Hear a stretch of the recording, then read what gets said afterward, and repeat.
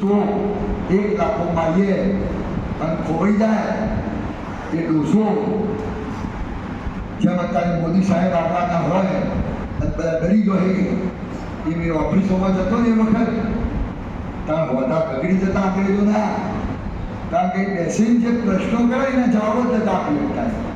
બરાબર, બિલકુલ શાંત ચિત્તે પ્રશ્ન કરી પેલો અપશબ્દ બોલે, બીજું ગમે તે બોલે, શાંતિથી હસી છે પણ ચલિત ના થાય એમના રસ્તાથી.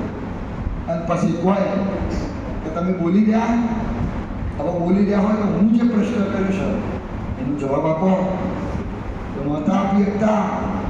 અને છેલ્લા અંગ્રેજોને ખબર પડી ગઈ, હિન્દ છોડો ચળવળ જે ચાલે ક્વિટ ઇન્ડિયા, એમાં એમને ખબર પડી ગઈ કે ભાઈ હવે આપણે જતું રહેવું પડશે, કારણ કે આ બિલકુલ અહિંસક માણસ છે.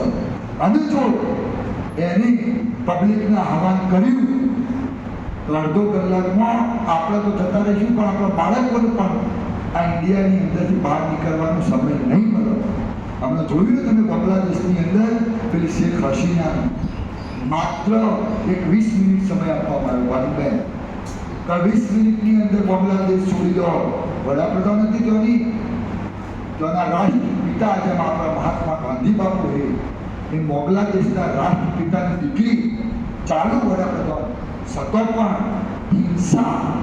હિંસા શું કરે છે? 5 લાખ પબ્લિક સંસદ સભા જે ખરી બાંગ્લાદેશની એની અંદર બેસી ગઈ અને પેલા લશ્કરના વડાએ લશ્કર બધું એક થઈ ગયું. પેલા બેનને કહી દીધું કે અડધો કલાકમાં જતો રહ્યો તો પાડી દઈશું. તો એ ઉડી એટલો આવ્યો હતો આપણા ઇન્ડિયામાં આવ્યો. હું આ મહિના 2 મહિના પહેલાંની વાત કરું, બાપા આદમ વખતની વાત નથી કરતો. બરાબર, દરેક જગ્યાએ લોહિયાર છે, લોહી. શાંતિના એક દૂત તરીકે મહાત્મા ગાંધી બાપુએ જબરજસ્ત કાર્ય કર્યું છે અને એમને સંદેશો આપ્યો છે સ્વચ્છતા. ગંગા નદીમાં નાહવા જઈએ, પાપ ધોવાય આપણો, અને એની અંદર પેશાબ કરીએ, એની અંદર આપણે બાથરૂમ કરીએ. કેટલા છે મને તો ખબર નહીં પડતી. આ હિન્દુત્વ કેવું હિન્દુત્વ? આ કેવું હિન્દુત્વ? અમુક બાબતો નથી સમજાતી. કોઈ બીજા જેમ આપણે હિન્દુ છીએ એ મુસ્લિમ કોમ છે, ઈસાઈ કોમ છે, શીખ કોમ છે, બધી ઘણી બધી કોમ છે. આપણે જેટલું આપણા માટે મંદિરની રિસ્પેક્ટ હોય એટલું એમના માટે ગુરુદ્વારની રિસ્પેક્ટ હોય.